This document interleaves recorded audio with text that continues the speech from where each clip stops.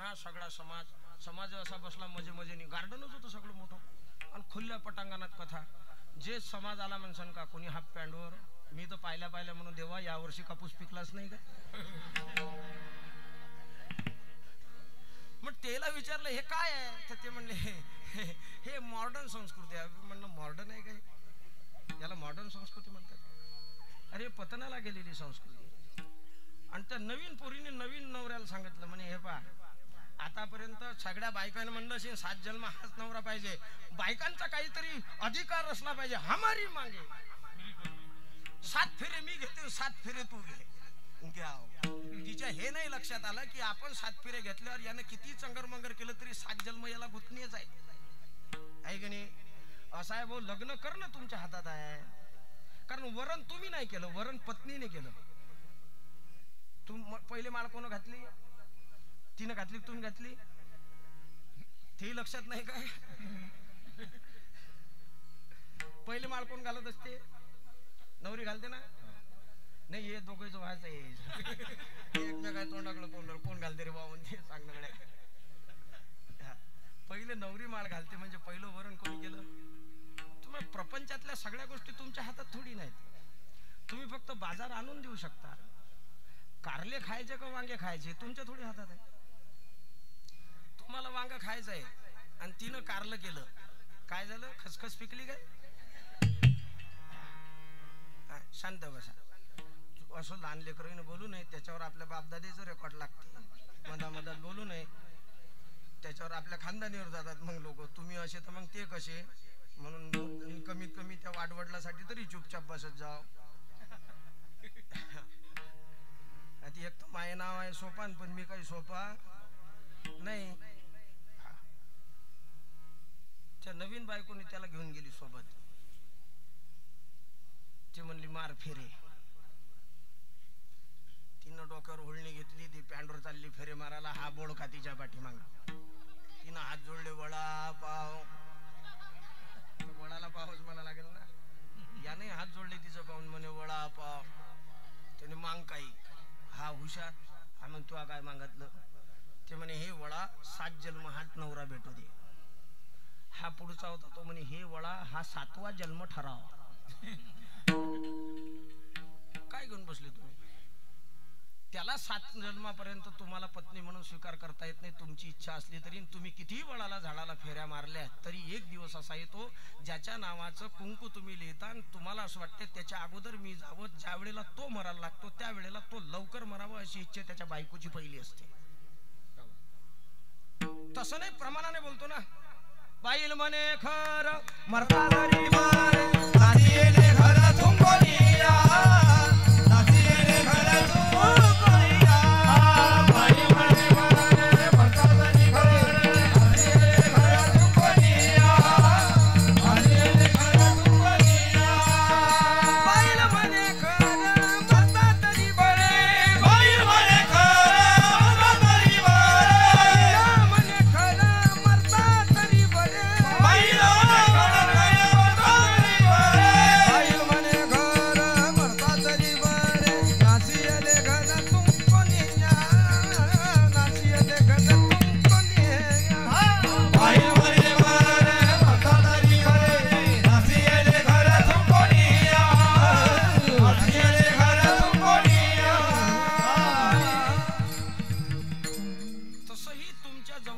जे लोक आहेत ना त्यांना ओळखण्याची एक पद्धत आहे बाप पोराला जर चांगलं म्हणत असेल तर समजावं याचा 1 लाख रुपये महिना आहे बहीण जर म्हणत असेल माझा भाऊ चांगला आहे तर समजून धरावं हिची दिवाळीची साडी बंद झाली नाही मी एका म्हातारीला विचारलं म्हणलं किती भाऊ आहेत तुला 5 पांडवासारखेच आहेत महाराज 5 आहेत काय म्हणलं हो 5 आहेत पण पांडवच आहेत म्हणलं दिवाळी साडी चालू आहे दुसऱ्या वर्षी परत भेटले म्हणलं काय म्हणता भाऊ असे भाऊ तर मेलेले बरे हा म्हणलं हिची साडी बंद झाली बाईन भावाला तोपर्यंत चांगला म्हणे जोपर्यंत तिची साडी चोडी चालू आहे तोपर्यंत हा मुलगा सुद्धा मुलगी सुद्धा त्याच बापाला चांगलं म्हणेल जो बाप तिच्या सगळ्या इच्छा पूर्ण करतात पण याच्यामध्ये हे अवतीभोवतीचे लोक जे प्रेमाचे आहेत ते प्रेमाचे माणसं कधी बदलतील हे सांगता येत नाही ते बरोबर वेळेला बदलतात मुलगा बदलतो लग्न झाल्यावर. मुलगा ओळखायचा असेल तर त्याचं लग्न होऊ द्या. बायको ओळखायची असेल तर तुम्ही आजारी पडा. मित्र ओळखायचा असेल तर तुमच्यावर संकट येऊ द्या. आणि मुलगी ओळखायची असेल तर ती तरुण होऊ द्या. मुलगा कळत असतो लग्न झाल्यावर, मुलगी कळत असते तरुणपणात, बायको कळत असते आजारपणात, आणि मित्र कळत असतो दुःखात. तुमचा मुलगा किती चांगला असेल आणि आज तुम्ही आम्हाला म्हणत असाल शब्दाच्या पलीकडे नाही बाल्या महाराज, म्हणजे निरा आई आईच करते, आई आईच, आई कुठे गेली, आई कुठे गेली. म्हणलं त्याला एकदा बाऊली येऊ दे, तो म्हणते बाई कुठे गेली, बाई कुठे गेली, बाई कुठे गेली. आमचे गुरुजी एक गंमत सांगायचे. ते म्हणे एक दिवस असा ऑफिसला गेला, त्याचं नवं लग्न झालं असं, आणि ऑफिसला गेला आणि दुपारी आला जेवायला. आल्यावर काय झालं की कळीत मीठ कमी, वर्ध्याचं असं, वर्ध्यात कळी जास्त खातात, मीठ टाकू टाकू त्यात ते कळीत मीठ कमी पडलं. नाही आमच्या इकडे एवढी नाही बा कळी, लय झाली तर पोळ्याला, दिवाळीला, दसऱ्याला, सप्ताहाला की कळी कळी कळी, कवर कळी खाव, गळी कामात नाही राहिला कळीच्या ना. आणि त्या कळीत त्यानं मीठ पाहिलं, त्याची चव घेतली, आणि त्या आईला जे भाषण चालू केलं म्हणलं त्यानं, अक्कल नाही का, समजत नाही का, माणूस एवढं काम करते, एवढं कष्ट करा, एवढा किराणा नाही, एवढं सगळं, तुम्हाला साधं मीठ टाकायची अक्कल नाही. म्हातारी काहीच नाही बोलली बा, गट ऐकलं आणि हळूच म्हणली, कढी मी नाही केली बाबू, कॅलेंडरनं केली, याचा स्वरच बदलला. होईन तिचं काय वय झालं काय, आता काय तिला काय आटोप आहे, लहानच आहे ती अजून. बदलली भाषा, बदलली भाषा. जी मुलगी तुम्हाला आता पप्पा पप्पा करून तुमच्या खांद्यावर खेळते ना, असं होऊ नये. पण ज्या दिवशी असं होते त्या दिवशी ती पहिली केस बापावरच भरते. हा तिच्या तरुणपणातला प्रताप आहे का नाहीये. आणि एक खुडी परंपरा चालू केली समाजाने. खूप शिकावं म्हणतात माणसाने, काही शिकून काय होणार आहे, होते काय. माझ्या गावात जास्त शिकलेत ते मॅट आहेत, ते गलित इंग्रजी लिहितात. आता हाऊ कॅन डू इट, दिवसभर इंग्रजी बोल, काही उपयोग झाला. त्याला विचारा किती म्हणे डबल एम ए, आपल्याला नवल वाटते आता एकही एम पाहू नये, याच्याकडे डबल एम. अरे काय घेऊन बसले. मी तुम्हाला एक गोष्ट सांगू, मुलगी किती शिकली इथपर्यंत ठीक आहे, किती शिकल्यापेक्षा तिची संस्काराची पाटी जर भरून असेल तर मुलगी खूप शिकली. आणि मुलगी शिकून जर बापाला खाली पाहायची वेळ येत असेल तर मुलगी शिकून सुद्धा काहीच नाही शिकली. एवढंही नाही कळलं की आपला बाप आपल्यामुळे जर समाजात खाली पाहत असेल, एवढं शिकून जर तिला एवढं नाही कळलं तर तिला शिकून काही उपयोग नाही. त्याच्यापेक्षा तिची शिक्षणाची पाटी कोरीच्या कोरी. मला ह्या जुन्या मावशा त्या अडाणी आहेत, शाळेत नाही गेल्या, डोक्यावरचा पदर कधी पडू दिला नाही. आणि लग्न लागलं, ज्या घरात आल्या तो नवरा कसा मिळाला कसा नाही त्याच्या नशिबाने मिळाला, महादेव म्हणून त्याची पूजा केली.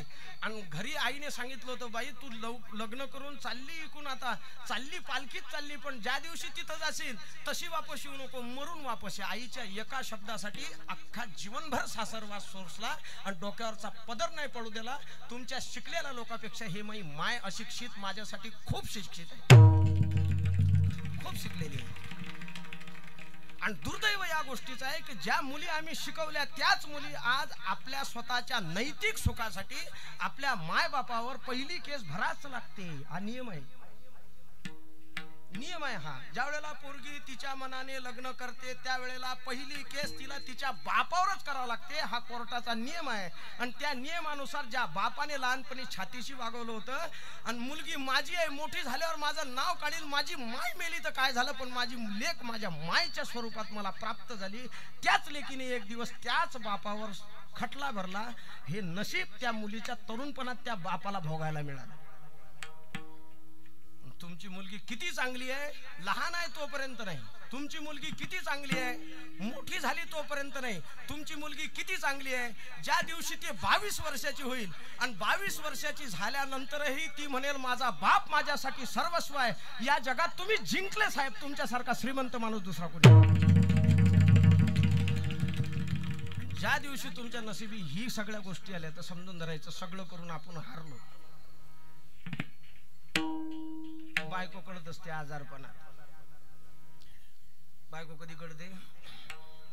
वैकुंठवासी वक्ते आबा म्हणायचे, 4 सुना 4 पोरं, 4च असतील ना, 4 सुना आहेत तर असं तर होऊ नाही शकत. 4 सुना आणि 5 पोरं, 4 सुना 4 आणि ते बाकी हे घुंगर, हे घुंगरच आहेत. कुठं वाजणं तेच काय वाजत राहतात. आणि म्हातारी त्या सुनाकडं पाहून त्या म्हाताऱ्याचं फाटकं धोतरावर लाट ठेवून धुत होती. मी जागा करायला खायला सगळे जाय मरतही नाही आहे का. बायको कळत असते आजारपणात. तुम्ही आजारी पडल्यावर तुमची बायको जर धीर देत असेल तर प्रपंचाच्या जुगारात तुम्ही जिंकले असं समजा. नाही तर प्रपंच हा जुगार आहे. जुगारात किती बसतात खेळाले? 8-10 लोक तर बसत असतील ना. काही 1-2 लोक इथे होते तर आम्ही काय खेळलो नाही, आम्हाला काय माहित नाही. 5-6 जण तर बसत असतील. हा नाही बरोबर, प्रामाणिकपणाने उत्तर दिलं त्यांनी. त्या 6 जणात जिंकते किती जण? 1 किंवा 2 जण जिंकत असतील. बाकीचे तर खोपाटी खोच आहे. तसं प्रपंचाच्या जुगारात एखादाच जिंकतो, सगळेच जिंकतील असं सांगता येत नाही. म्हणून तो जुगार आम्ही खेळलो नाही. कारण आम्हाला माहित होतं त्याच्यात सगळे जिंकत नाही. जर जोडीदार चांगला निघाला साहेब तर तुमची बायको तुम्हाला यमापासून वापस आणेल. आणि जोडीदार जर खराब निघाला तर तुम्ही सच्चारित्र्यवान असले तरी तुम्हाला नरकात घातल्याशिवाय ती राहणार नाही. हा जोडीदाराचा प्रताप आहे. म्हणून बायको कळत असते आजारी पडलं.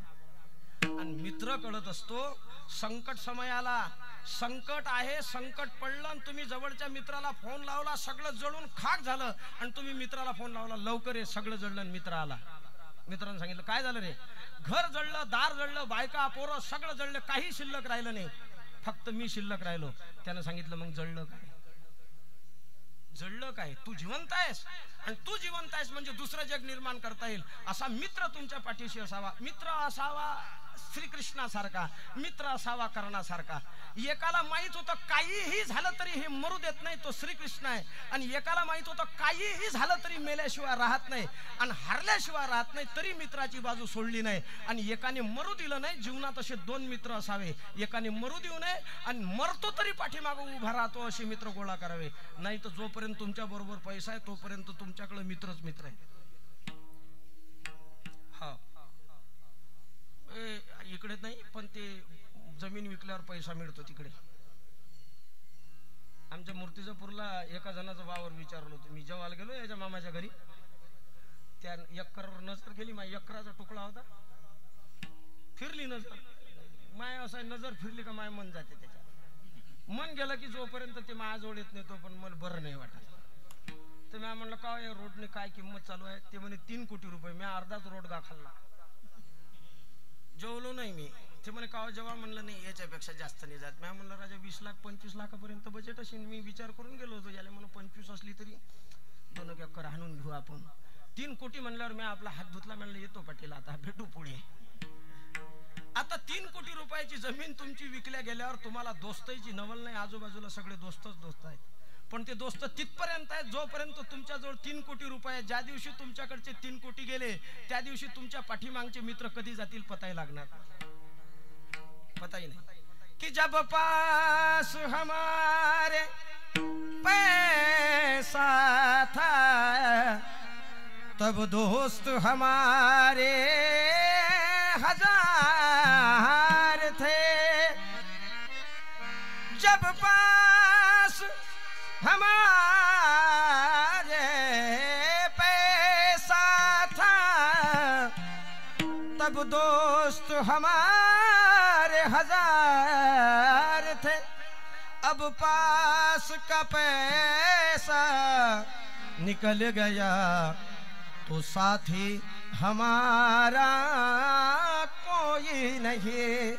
दुनिया रे दुनिया दुनिया दुनिया में हमारा कोई नहीं. सब साथी है प्यारे मतलब के. म्हणजे ज्यांना तुम्ही प्रेम समजता ते प्रेम नसून तो लस्ट आहे. आणि लस्ट शब्दाचा अर्थ होतो काम. कामाची परिभाषा काय? तुम्ही मला काय काय देऊ शकता याचं नाव काम आहे. म्हणून संसारात जास्त डिमांड असतात. डिमांडिंग आहे संसार. तुम्ही केलेलं आहे, तुम्हाला माहित आहे. दिवाळी आली बायको फुगली, दसरा आला सासू फुगली, ही 30 अकरात आली मेवणी फुगली. सगळ्याची हवा काढता काढताच जाते. सगळ्याची हवा काढता काढता जाते.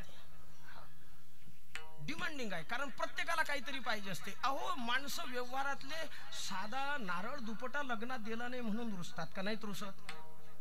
तुमचं काय मत आहे? ही असेच माणसं तुमच्या अवतीभोवती आहेत. याला प्रेम नाहीत म्हणत. तुम्ही जरी म्हणत असताल हे प्रेमाचे माणसं आहेत, नाही, हे केवळ कामाचे माणसं आहेत. प्रेम याच्यापेक्षा वेगळं आहे. आता प्रेम सांगतो. आतापर्यंत नुसतं काम सांगितलं. ऐका, उजळ माथ्याने फिरवतं त्याचं नाव प्रेम आहे. तोंड बांधून फिरायला लावतं त्याचं नाव काम आहे. हा, मग तोंड बांधायचं असेल तर विचार करून बांधत जा. या बांधल्या तोंडानं लय घोर झाला. मी रोज सकाळी 5 वाजता घर सोडतो आणि रात्री 3 वाजता घरी जातो, कारण माझा नियम आहे, मी कुठं थांबत नाही. आपलं घर बरं, कारण आता व्हिडिओचा काळ आहे. लोक कुठं व्हिडिओ काढतील सांगता येत नाही. चांगले चांगले बाबा व्हिडिओत गेले आता बाबा.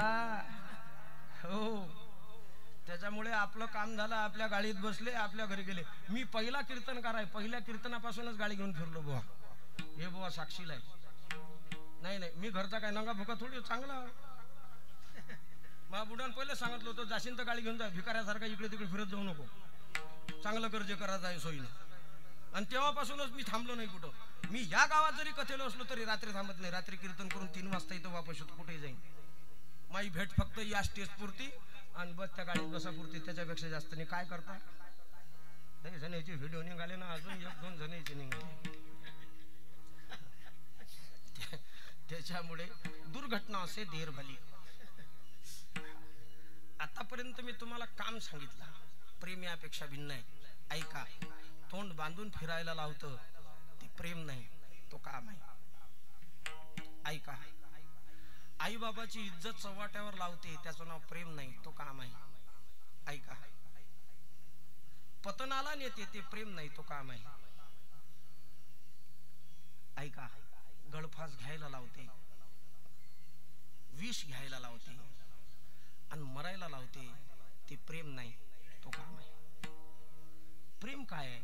मी बिंदूजी महाराजांच्या 4 पंक्ती सांगतो तुम्हाला. पटलं तर या मंडपातून मला प्रतिसाद द्या. बिंदूजी महाराजांच्या 4 पंक्ती आहेत. प्रेम काय आहे ते सांगतात. ते म्हणतात, प्रेम परिचय को पहचान बना देता है. प्रेम परिचय को पहचान बना देता है. प्रेम वीराने को गुलिस्तान बना देता है. मैं आप बीती कहता हूँ गैरों की नहीं. प्रेम इंसान को भगवान बना देता है, उसका नाम प्यार है. आणि त्या प्रेमाच्या व्याख्या करत असताना सांगितलं, प्रेम अनिर्वचनीयम प्रेम. ज्ञानवरांतात काय? प्रेमाची या अनुवाद से प्रेमाला भाषा नाही. अनुभव चित्ता चित्त जाणे, अनुभव चित्ता चित्त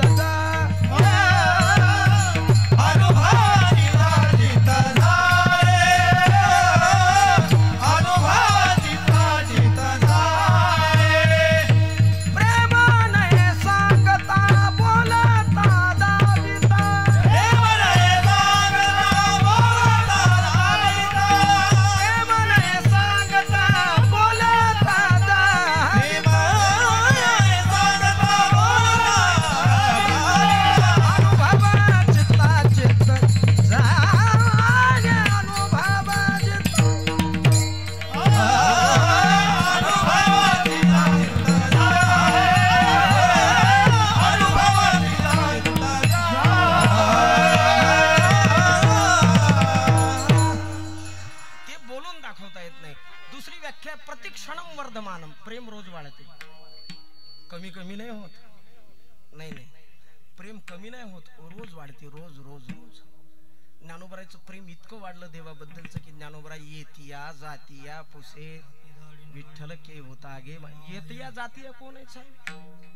येतिया म्हणजे जन्माला आलेला आणि जातिया म्हणजे मरून चालला तो.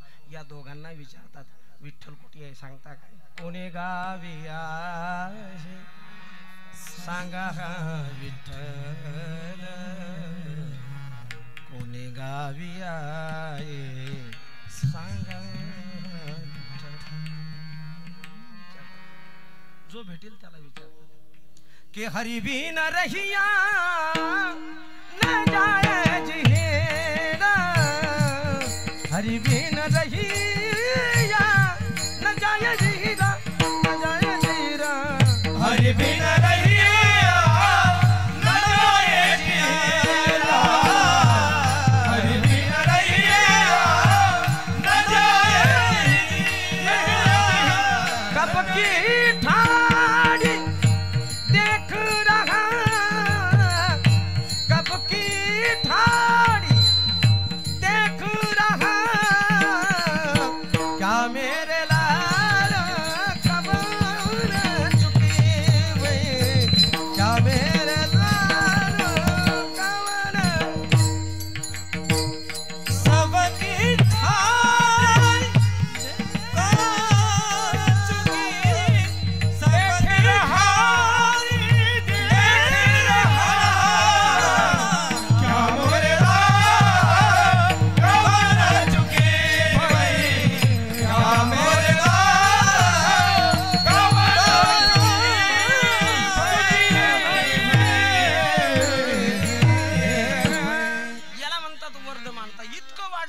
त्याच्याशिवाय जगणं असंही आहे हरि बिन रहिया न जाए जी कोई जगे हरि जावे बुलावन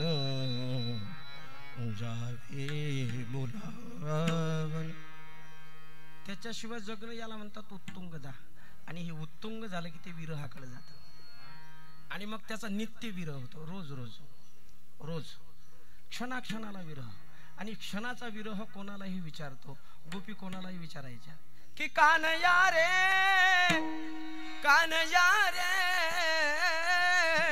कान्हया रे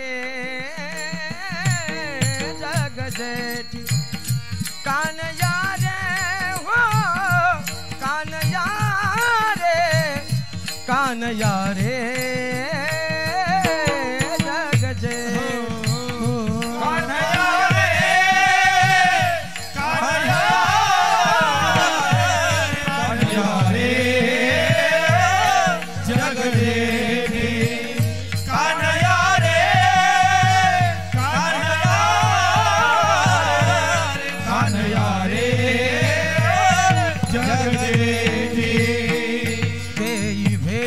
एक वेळा तेजी भेटी एक वेळा कान्हया रे कान्हया कान्हया रे जग जय कान्हया रे ओ कान्हया कान्हया जग जय देई भेटी एक वेळा देई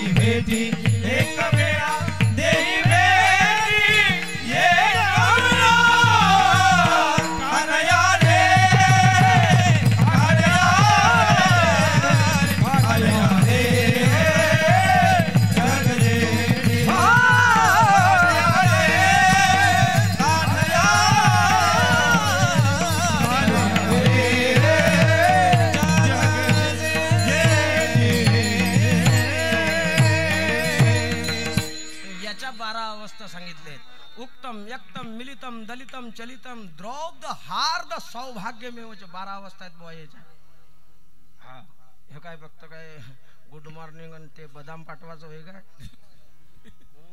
चिंबलं तोंड पाठवायचं होय काय हा उक्तम एकदम विचारायचं त्याच्याशिवाय बोलायचं नाही त्याच्याशिवाय शब्द बोलायचं नाही हा गोपी त्याच्याशिवाय शब्द बोलत नाही जयति ते दिकं जन्मना व्रजा श्रयत इंदिरा शाश्वत गोपीची भाषा बघा गोपी म्हणतात हे वृंदावन धन्य आहे म्हणजे आम्ही सुद्धा जन्माला आलो आम्ही याच वृंदावनात हे कृष्णा तुला पाहिलं ना आम्ही धन्य झालो त्याचं नाव आहे प्रेम त्याच्याशिवाय बोलायचं नाही त्याच्याशिवाय ऐकायचं नाही त्याच्याशिवाय काहीच नाही. है आँख वो जो शाम का दर्शन किया करे, है शीश जो प्रभु चरण में वंदन किया करे, बेकार वो मुख है जो रहे व्यर्थ बातों में, मुख वो है जो हरि नाम का सुमिरन किया करे.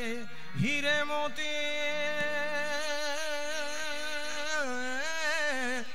हीरे मोती से नहीं है शोभा हाथ की, है हाथ जो भगवान का पूजन किया करे.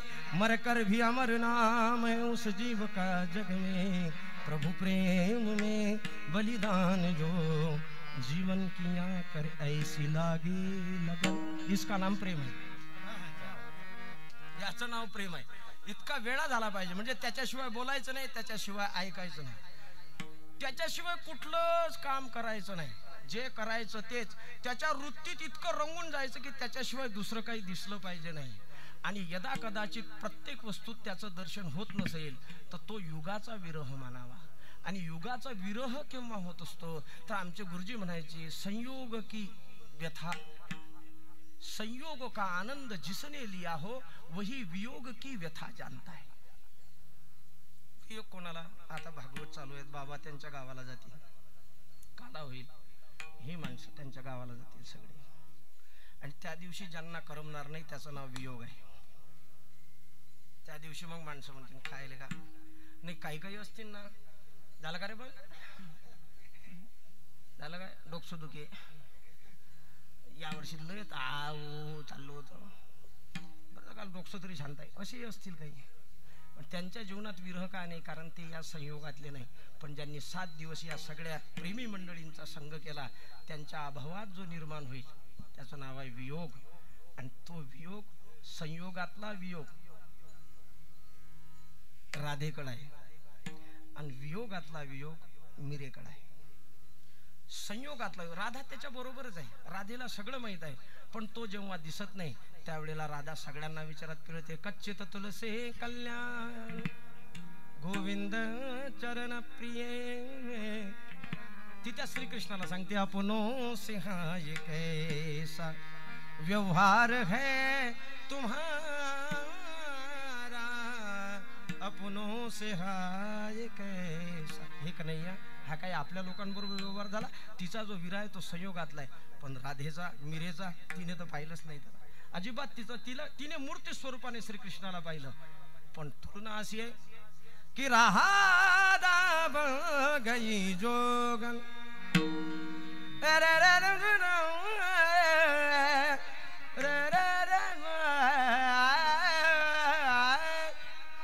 एक राधा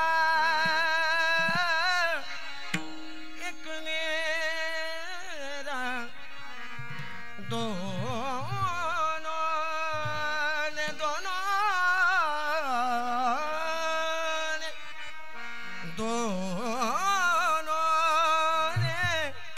शाम को चाहा अंतर क्या दोनों की चाह में बोलो एक प्रेम दीवानी, एक दर्श दीवानी, एक प्रेम प्रेम दीवानी,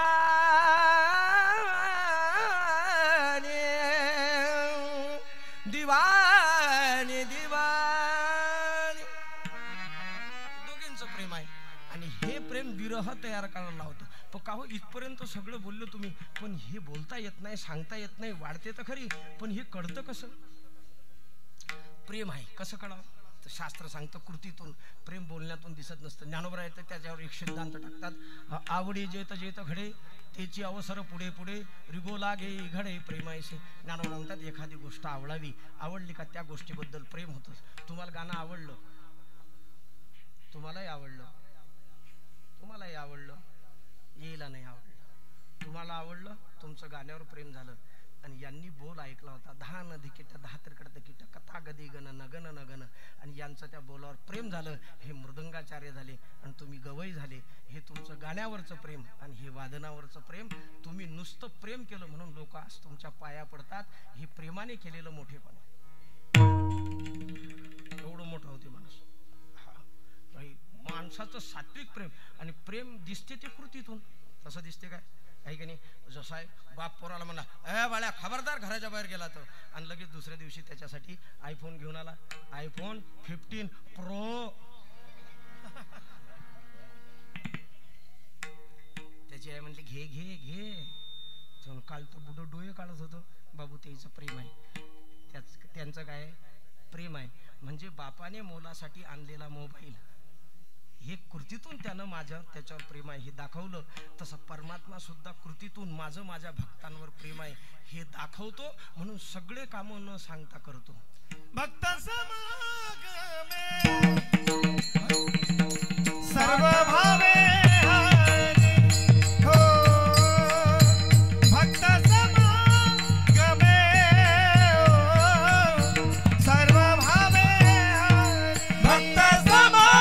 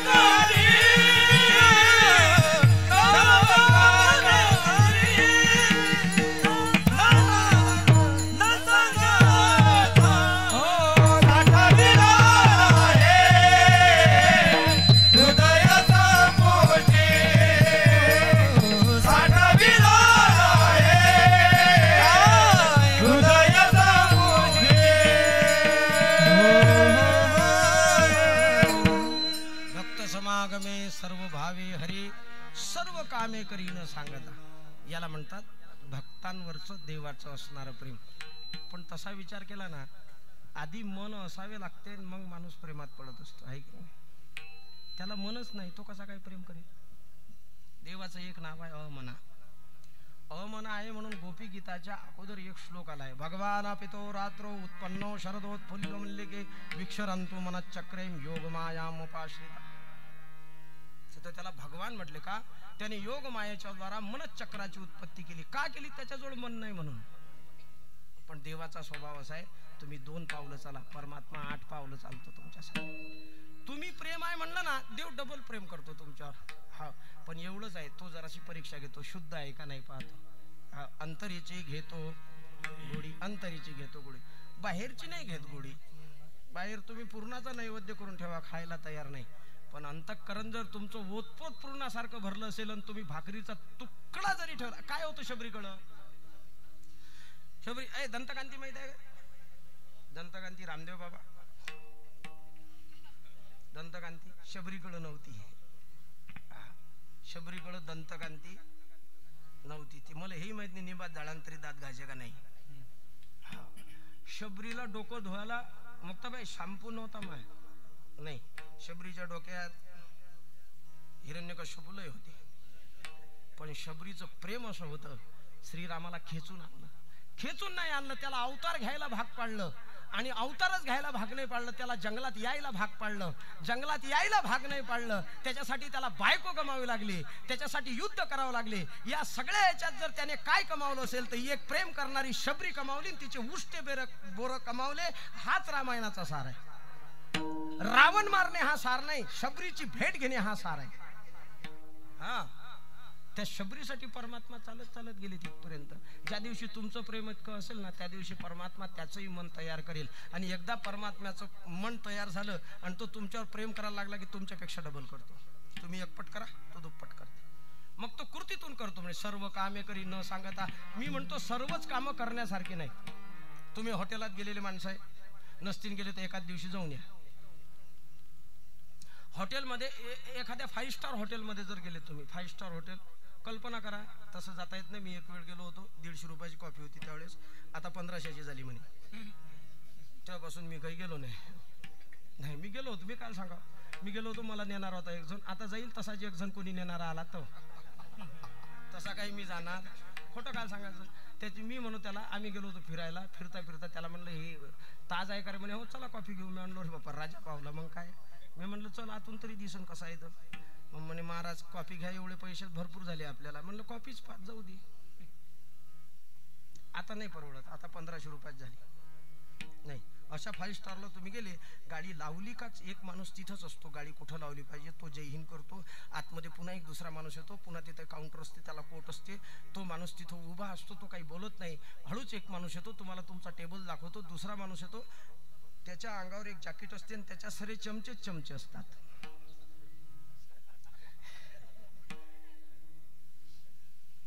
त्याच्यावर स्पेशल पेअर असते. लेकाचं सगळं पुरते पण चमचा नाही पुरत. चमच्याचं दुर्दैव असं आहे, तो ज्या भरलेल्या भांड्यात जो चमचा असतो तो चमचा त्या भरलेल्या भांड्याला रिकामे करतो. हे मी चमच्याबद्दल बोललोच नाही. तो चमचावाला येतो, तो तुमच्या पुढे कार्ड ठेवतो, तुम्हाला पटपट सांगायचं आहे, तो चटचट लिहून घेतो, तो घेऊन त्या टेबलवाल्याकडे देतो. दुसरा एक माणूस येतो, तो तुमच्या पुढं आणून तुमचं जेवण ठेवतो. मध्ये मध्ये येत जात राहतो. सगळं झाल्यानंतर एक माणूस पाणी घेऊन हात धुवायला येतो. सगळं काही झाल्यावर गोड पाहिजे, खारट पाहिजे, फळं पाहिजे, तिखट पाहिजे ते विचारायला येतो. ते झाल्यानंतर एक पाऊच येतो असा, त्याच्यात डायरी सारखं असते, नसते काही, पण त्यात पैसे ठेवावे लागतात. सोपेची वाटे ते दात करत जावं लागते. याचं नाव आहे जेवण हॉटेलात. या सगळ्या याच्यामध्ये एक माणूस होता पण तो दिसला नाही, आणि त्या माणसाचं नाव आहे भांडे घासणारा. तो प्रत्येक हॉटेलमध्ये असतो पण तो दिसत नाही. सगळ्यांना जो पगार आहे तो त्याला नाही, पण सगळ्यात महत्वाची जबाबदारी कोण निभवते? तो निभवते. सगळेच कामं करण्यासारखे नसतात, त्याच्यात नाव नाही. परमात्म्याने अर्जुनाचे घोडे धुतले म्हणजे त्याची भांडे घासायची तयारी होती. ही परमात्म्याचं प्रेम आहे. भक्त समागमे सर्व भावे हरी, भक्त समागमे सर्व भावे हरी, भक्त समागमे सर्व भावे हरी, भक्त समागमे सर्व भावे हरी, सर्व कामे करी न सांग, सर्व कामे करी न सांग, सर्व कामे करी न सांग. सगळेच कामं काय करण्यासारखे आहेत का मला सांगा तुम्ही. तुमचे घर झाले, बरोबर झालं, स्टाईल बसली, सगळं झालं, तुमच्या पायात मोजे आले, घरातल्या चपला आल्या, म्हणजे तुम्ही श्रीमंत झाले असा त्याचा अर्थ. चपला घालत असाल ना घरात, घरातले मी म्हणतो ज्या घरात चप्पल घालायचं असे घर काय बांधायचे, त्याच्यापेक्षा झोपड्या काय कमी होत्या. मस्त आपल्या बिना चपलीचं मस्त खेळता येते त्याच्यात. चप्पल घालायची. महाराष्ट्रातला माणूस श्रीमंत नाही, तो श्रीमंत दिसण्याचा प्रयत्न करतो, याच्यातच त्याचा टाइम जास्त चालला. तुम्हाला काय वाटते एफड्या काढणं म्हणजे श्रीमंत होणं? बिलकुल नाही. एफड्या काढून कोणी श्रीमंत होत असते का साहेब? ज्याला एका पैशाचे 4 पैसे कसे करता येतात याचं ज्ञान आहे तोच माणूस श्रीमंत होत असते. आणि हे ज्ञान मारवाडी आणि गुजराती या लोकांकडे आहेत, म्हणून ते शेठजी आहेत. आणि आपलं चालू आहे लात मारीन पाणी काढीन, गचाल लसूण काढू चालू आहे, गचाल कांदे फोडणं चालू आहे. आपल्या आडवं तर येऊन पाय म्हणा, कोणी येत नाही. तू आडवं कुत्र घेईना तुला.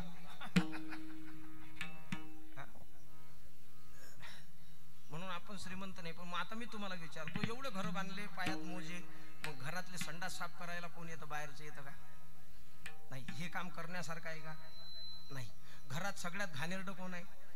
बाल्याचे बाबा. ह्या बायका बन्याना धुवून देतात म्हणून तुमचं बरं आहे, नाही तर तुम्ही तेच बन्यान फाटेपर्यंत घातली असती. एखादा कुत्र्यानं वास घेतला तर अटॅक, खलास जाग्यावर. बरं आहे ते कपडे बिपडे धुतात, तुम्हाला वेळच्या वेळी सांगतात शर्ट धुवायला द्या ना, आता किती दिवस घालतात तेच, मग आपल्याला चेव येते. खराब झालं काय लेकाचं? चांगलंच तर दिसून राहिलं, 2 दिवस भागते ना. ते सगळं घर जसं साफ करतात तसं या जगातही सगळे कामं करण्यासारखे नाहीत. एक काम आहे, त्या कामाचं नाव आहे बाळांत पण करणे. आणि ते काम सगळेच करत नाहीत. जे करतात जीवन देणाऱ्या लोकांना सुद्धा ते काम करणाऱ्याला तेवढी फारशी इज्जत नाही. तेही काम देवाने करावं ही त्याचं मोठेपण आहे.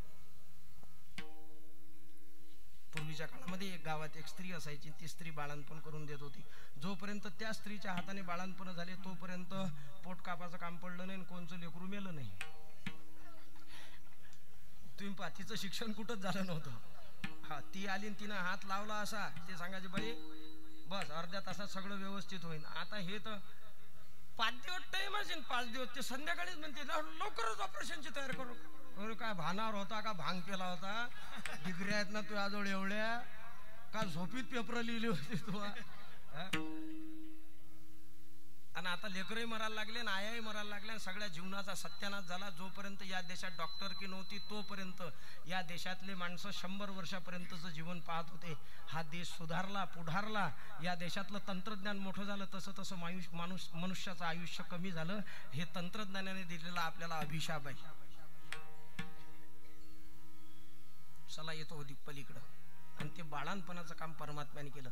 काय झालं? चोखोबरायची घरची स्त्री गरोदर आहे. कोण चोखोबर आहे? ते चोखोबर आहे.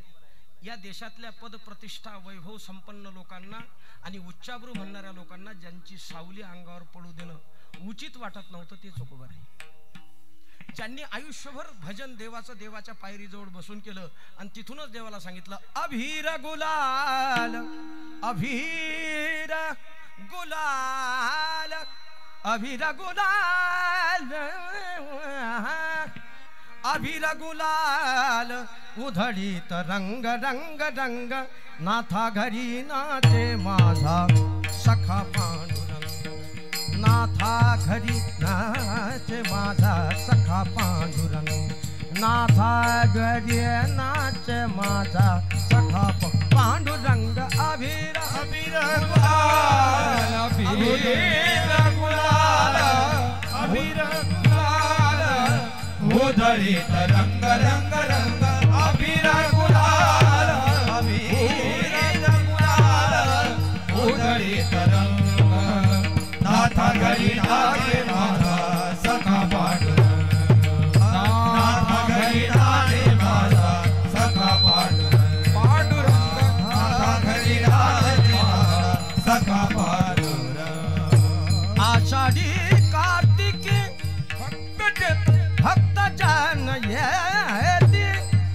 पंढरीच्या वाळवंटी संत गोळा होते पंढरीच्या वाळवंटी संत गोळा होते चोखा म्हणे नाम घेता चोखा म्हणे नाम घेता भक्त होती दंगा नाथा घरी नाचे माझा सखा पांडुरंग नाथा घरी नाचे माझा सखा पांडुरंग अभीर गुलाल अभीर गुलाल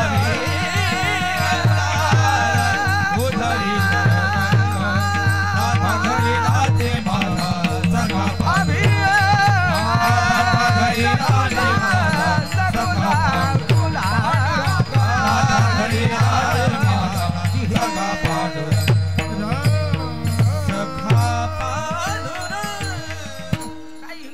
मोठेपण सांगू साहेब तुम्हाला. टाइम होऊन राहिला का आपलं? असा टाइम झाला तिथंच बंद असते. हा मग पुढचं सांगत नाही मी. नाही नाही रोज आहे दुसरं होय नाही. आता एक झटकून आलो भाऊजीन मी सांगत होतो तुम्हाला भरला हे तुम्हाला वाटतं काही येते ना काही नाही. आमचं रोजचं आहे. आम्हाला माहिती काही जा लागते तर एकदम नवरदेव घोड्यावर बसला टॅन टॅन टारा टाटा टाटा तिथं वरच झाला.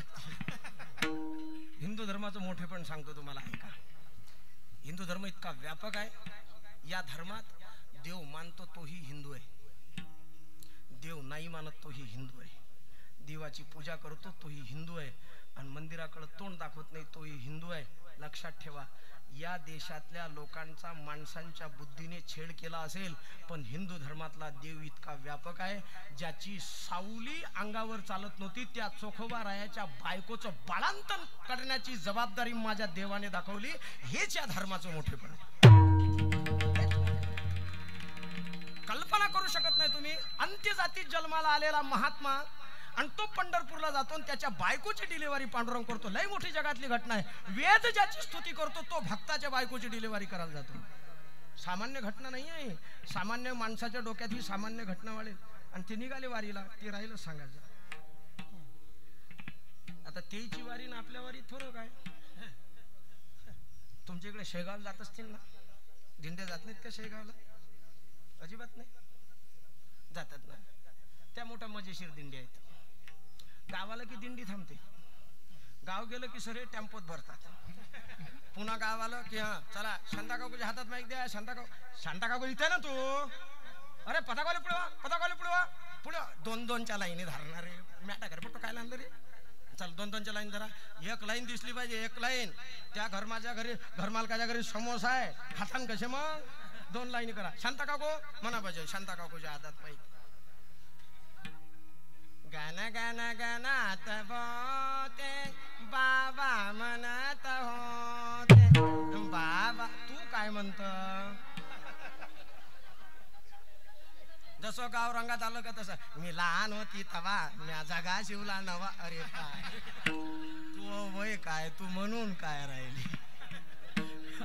गात्यातलं मन मालिकेतलं मन कुठून आणले बसतंय. अरे आमच्या गावाकडे कदर आला. सगळ्या दिंड्या यायच्याच भरोशावर. माणसाईनं दिंड्या सोडल्या त्यांनी एकच कार्यक्रम चालू केला. दणका दुसरा दणकाच नाही त्याच्याजवळ.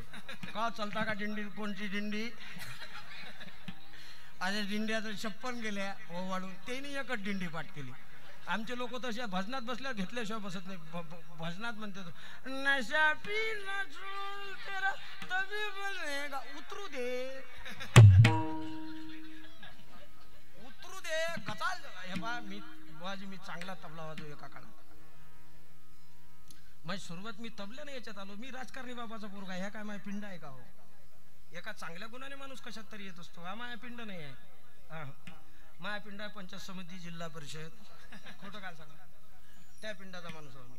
हे तेच गुण आहेत. एवढी सभा बसून रेटून धरायची म्हणल्यावर काय तेच गुण आहेत. हे दुसरं काही. आणि तबला वाजवत चांगला. काय 8वी 9वी बसला फेर असा बस. मंगल नाम तुम्हारे प्रभु जो गाय मंगल. थांबा घ्या आली चिलम घ्या. फिरत माझ्याकडे आली. मी लहान सगळे करू 8व्या वर्गातलं. ओढ म्हणलं काय जीव घेत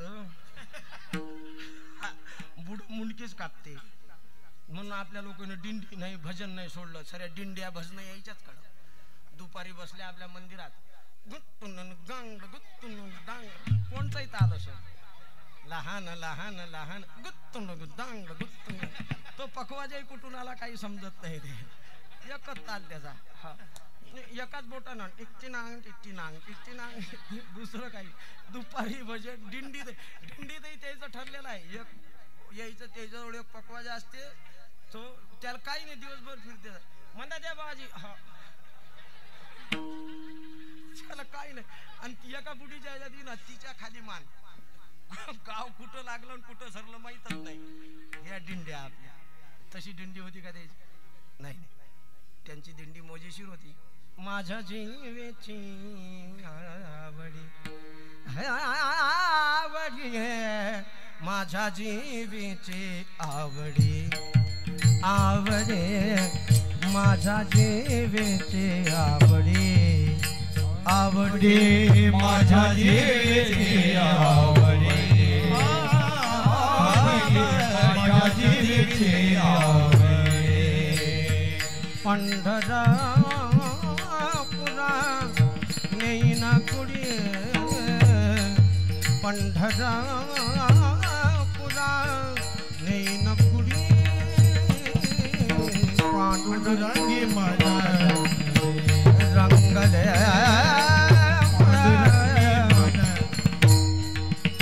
पंढरपुरा नेईना कुडी पंढरपुरा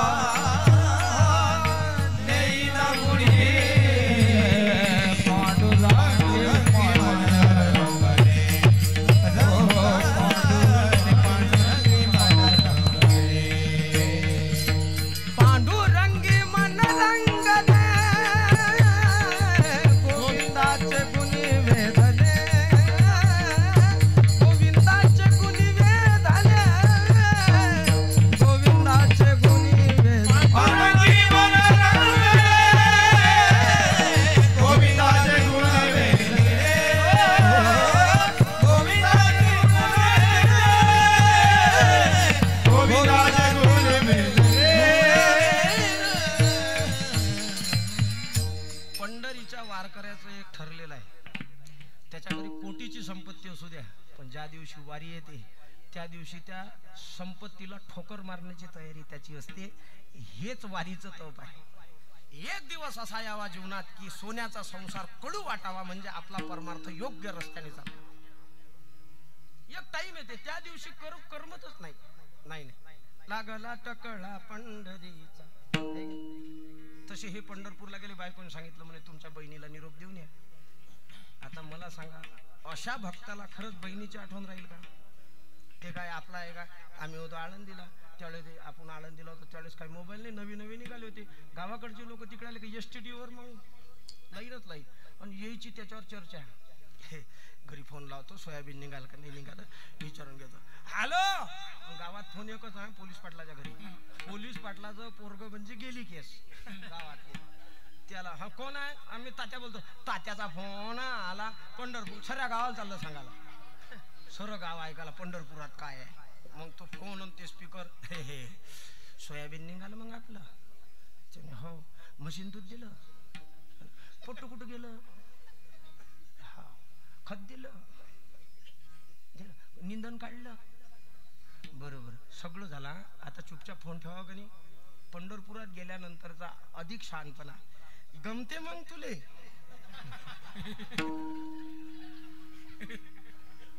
अरे तू एवढं विचारासाठी पंढरपूरला गेलता, इथं जवळपास मरता कुठंतरी दिवसभर, तिथून फोन करायला लागत होता.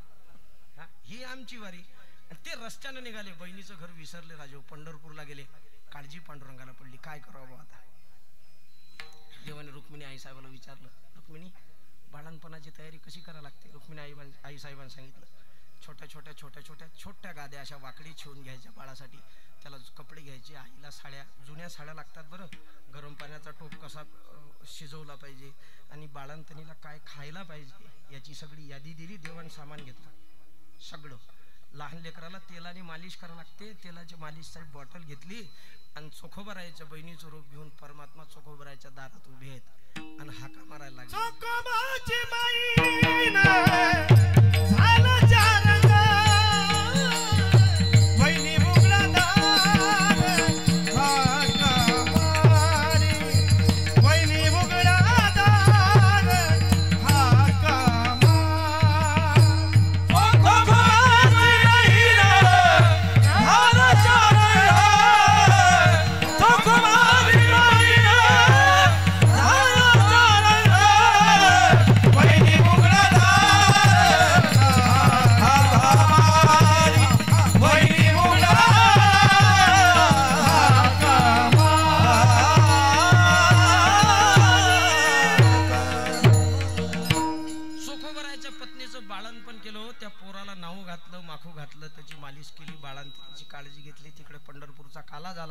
चोखोबरा घराकडे येता येता आठवण आली का बहिणीला राहायचं सांगायचं राहूनच गेलं. आता बायकोला काय उत्तर द्यावं, बायको तर बाळंतीन झाली असेल, काय सांगा.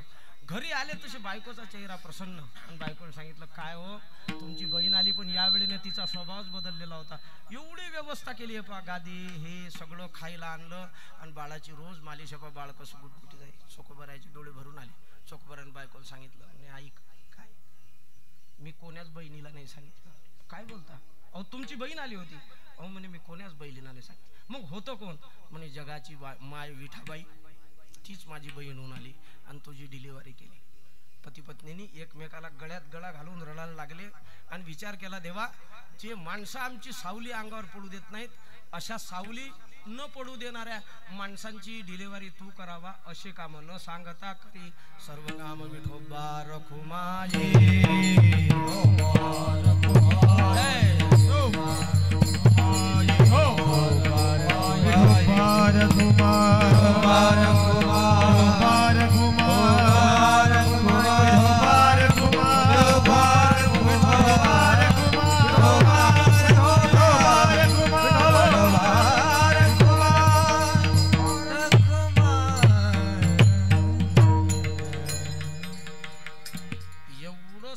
द्यायला तयार आहे परमात्मा, सेवा करायला तयार आहे.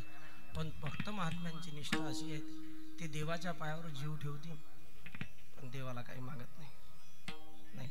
ते म्हणतात, मैं अगर मांगू तुझे, मैं अगर मांगू तुझे तो कुछ न तुम देना मुझे, वरना भक्त नहीं मजदूर कहाँ होऊंगा मैं.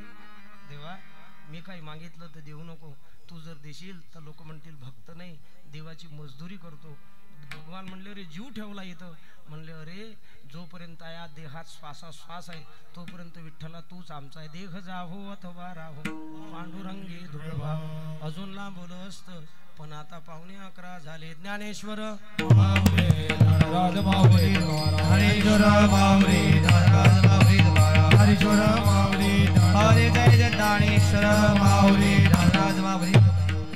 करविली तैसी केली कटकट वाकडी का नीट देवजाने. एका चरणाचा विचार केला गड्या आपण. झालेली सेवा केजाजी महाराजांच्या चरणी समर्पित करूया. चाली म्हणतात ना हे 2 राहिले ना. मी आज सऱ्या चालीत म्हणले आता मी आ करीन ना उलसक आ म्हणलं जा मला. सगळ्यांच्या चरणावर कोटी कोटी नमन. आमचे मृदंगाचार्य गुरुजी विनेकरी बाबा, चौकदार बाबा, इथं येण्याचं सौभाग्य जगदारे बाबांमुळे झालं. या गावात मी एकदा तारीख दिली होती, गावकऱ्यांनी कॅन्सल केली. हे जर जगदारे बाबा तुमच्या आधी माहीत असतं तर मी तारीख नसती दिली. पण नंतर जेव्हा तारीख दिली तेव्हा मला स्मरण करून दिलं. त्यावेळेस म्हणलं अरे साधू महात्म्याला तारीख दिली, आता याच्यात काय होत नाही. आपलं जे बी असते ते स्पष्ट असते, तसं बांधून बिंदून काही नसते. जे आहे ते मोकळं ढाकलं. त्यांच्यामुळे मला या गावात येण्याचा योग आला. बाकी आमचे सकाळी 1 वाघ होते, आता 1 वाघ आहेत. कोणी वाघमारे आहे काय. आमचे सगळे गायनाचार्य गुरुजी, कालकत मंडळी, सगळ्यांच्या चरणावर आम्ही सहपाठी आहोत. 2 जण आम्ही चतुर्मासालाही सोबत होतो. तुमच्याही चरणावर कोटी कोटी नमन. सगळ्यांच्या चरणावर कोटी कोटी नमन. साऊंडवाले दादा धन्यवाद. पण हा माईक भल्लाच गोड लागला तुमचा. 1 नंबर माईक लागला तो. एक तो चांगल्या कंपनीचा तरी असेल, नाही तर मग तुमचा दोघांचा दोस्ताना स्वतः आणला काय. हा उद्या मी घेतो.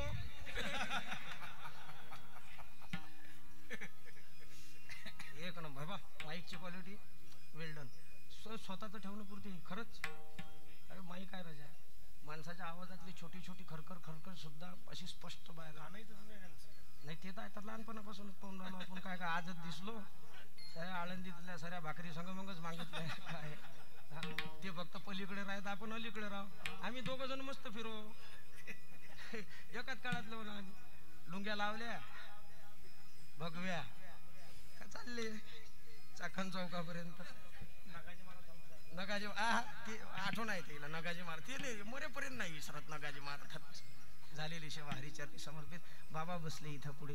खरं तर दिवसभर कथा सांगावी लागते, आराम केला पाहिजे. त्यांच्या चरणावर कोटी कोटी नमन. ज्यांनी उत्तम संवादिनीची साथ या सगळ्या मंडळींना केली त्यांचे आभार. सगळ्यांचे आभार मानतो आणि इथे थांबतो.